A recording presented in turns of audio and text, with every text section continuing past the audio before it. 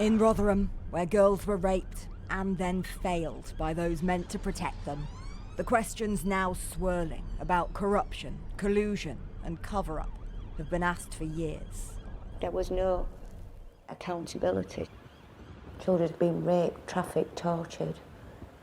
Some of them children are dead. Tonight, though, there are new questions about this report, which implicates high-ranking officers in serious failings and has never been made public. And we hear from whistleblowers who worked for the IOPC, now speaking out for the first time. The force hasn't been held to account in the way that it should have been held to account. We're just another chapter in failure for the survivors, really. Exhibits were lost, documents were lost, there seemed to be no direction for the investigations. Operation Linden will be able to be picked apart fairly easily by anybody conducting an external review of it. This is the second largest IOPC investigation that's ever been undertaken.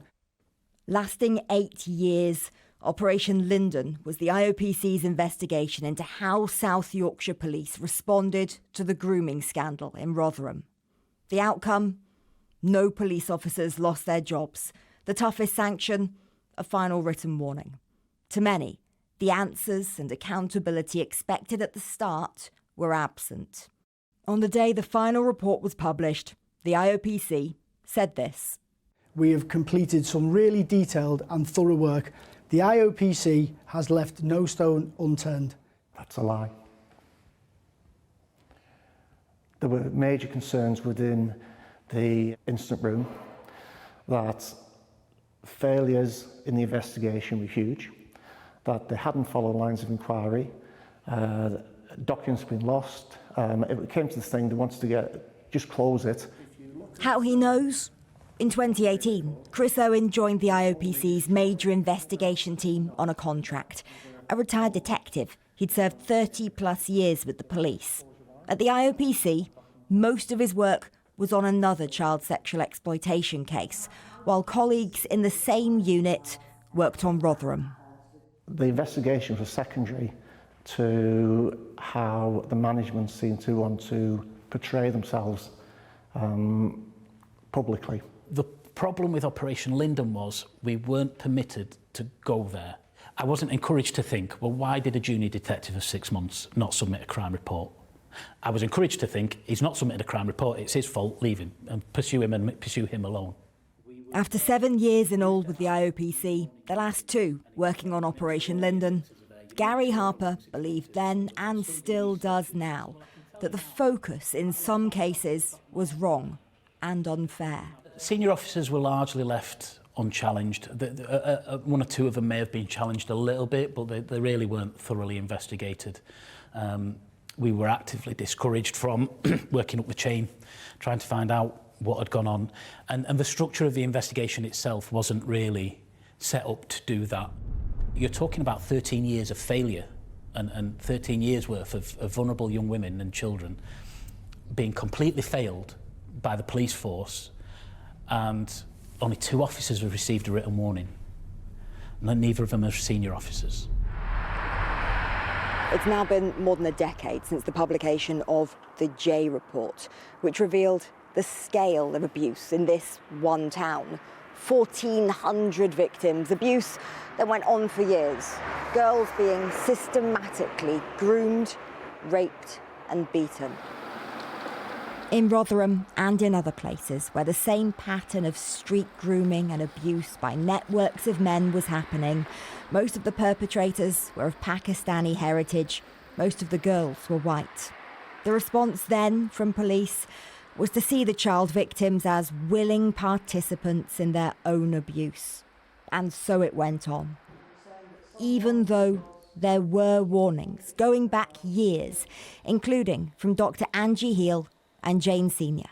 When we go right back to the beginning with Linden, I remember when they announced that they were going to do this, feeling quite excited and thinking, at long last, these children are now going to get answers. I know they're young adults, but they're going to know who was corrupt, who did cover it up, who didn't act on it, and we were going to get those answers. Which brings us back to this report, the one never published. Given the operation name Amazon, It finds high-ranking police officers in South Yorkshire failed in their statutory duty to protect children. They buried their own report. They didn't publish the findings of Amazon. Said they weren't putting it in public domain because they may get sued themselves by these senior officers. I think there were some bits of the report that were kind of, they got it, but they just didn't go anywhere far enough. There's no recommendations in it. There's no, nobody's been held to account, nobody's been named. No names, even though their complaints did name specific high-ranking officers who served in South Yorkshire. The IOPC said in the outcome report the failings by senior officers were collective. Their response then, when we played them the account of one of the whistleblowers who worked at the IOPC. How was Jane Senior perceived and treated? She was seen as having some good points, but largely she was a bit of a pain. The officers who were being investigated as a consequence of her complaint were submitting a lot of information about Jane Senior, and were pushing the investigator a lot with regards to her being not a reliable witness, and not somebody we should be taking credibly or seriously at all. There was a conversation, legal advice was sought by the lead investigator to investigate Jane Senior for her failure to do her job properly. I was in on the email chain for it, and when I raised my objections to it and said we really shouldn't be doing this, this is a ridiculous suggestion, it's not something we should be even entertaining, I was very quickly taken out of the email chain and very quickly moved off that investigation. You okay? Wow. They learnt nothing, did they? Nothing. It's just disgraceful. These are the people we trust to hold police officers to account. The IOPC says investigating Jane Senior would have been outside the Watchdog's jurisdiction as she was a complainant, not a police officer. And in a statement to Channel 4 News, the IOPC says, "Our priority from the very start of Operation Linden was always the welfare of the survivors. Every one of the 91 investigations was carried out thoroughly and all lines of inquiry explored. It's completely inaccurate to suggest that investigators were told not to investigate senior South Yorkshire police officers. There was a dedicated investigation which was focused solely on senior officers within the force, and had we found any indication of corruption, it would have been rigorously pursued. Where individual failings were identified, they have been addressed." South Yorkshire Police has said the force fully cooperated with the IOPC investigations, while the Watchdog itself told us there was no attempt to bury the Amazon report, that the personal information it contained prevented publication, and stressed the IOPC investigates but does not decide sanctions. The Watchdog also said it did find some officers had cases to answer for misconduct, but many retired before any disciplinary proceedings. And so, in this town, where so many were failed, very few have been held to account. Well, the Liberal Democrat MP Tessa Munt suffered sexual abuse as a child and has campaigned for an independent inquiry into historic abuse.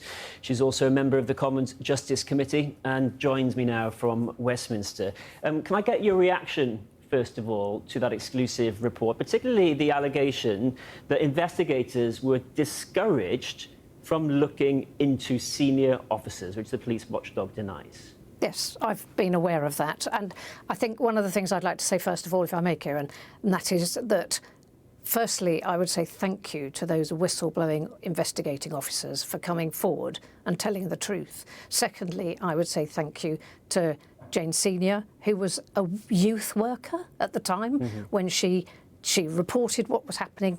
Operation Linden came out of that. And then when she made specific complaints to the IOPC, that's when we got to the report Amazon, which has never been published. And thank you also to those victims and survivors who have been so brave in actually saying something. Now, as far as my reaction, here we go again. We've got police officers who've investigated themselves, given themselves all sorts of praise. Those who are in a spot of trouble look as though they've slooped off somewhere and retired. And this is absolutely disgraceful, which is why I asked the Home Secretary this afternoon if she would please look at all of the IPCC and the IOPC reports and actually, particularly those, whether they've been published or not, have a look at those. And that's why she's invited me to bring Jane Senior, the first whistleblower, in to meet with her. And I'm really pleased that that's happening. About time. Well, we've got a problem though, haven't we now? Because we have just heard on this programme tonight these whistleblower allegations that the police watchdog investigation into police failures itself failed. Now, in this new world where everyone should be taking this seriously, what should happen now? Who's going to watch the watchdog? Well, my party's got the answer to that, and that would be the Office of the Whistleblower, an independent Office of the Whistleblower, so that people are protected from being investigated by people who've investigated them before and found themselves to be clean and absolutely squeaky clean. That's just not good enough. And to be fair, the local Labour government has actually looked at that as an option and is speaking broadly in favour of that kind of thing. But this was an eight-year inquiry. I know. Do you think now it should be externally reviewed at the very least? Well, I think we've got a very good starting point in that the Lib Dems have been really clear that actually the first thing that should happen is we should implement Alexis Jane's 20 recommendations, and that looks as though it's coming forward, although what we will do is make sure that we hold the government to account on the timescale for that. They've said they're going to put out a timescale before Easter. I really would like to see that sooner than that. I don't think there's any reason for delaying that. And then, sorry, go on. I was just going to say, you mentioned there what was said this afternoon. The Home Secretary set out what she's going to do, including these 5 local inquiries. She was asked again and again if they would have statutory powers to compel witnesses, to force them to give evidence. They're not going to, are they?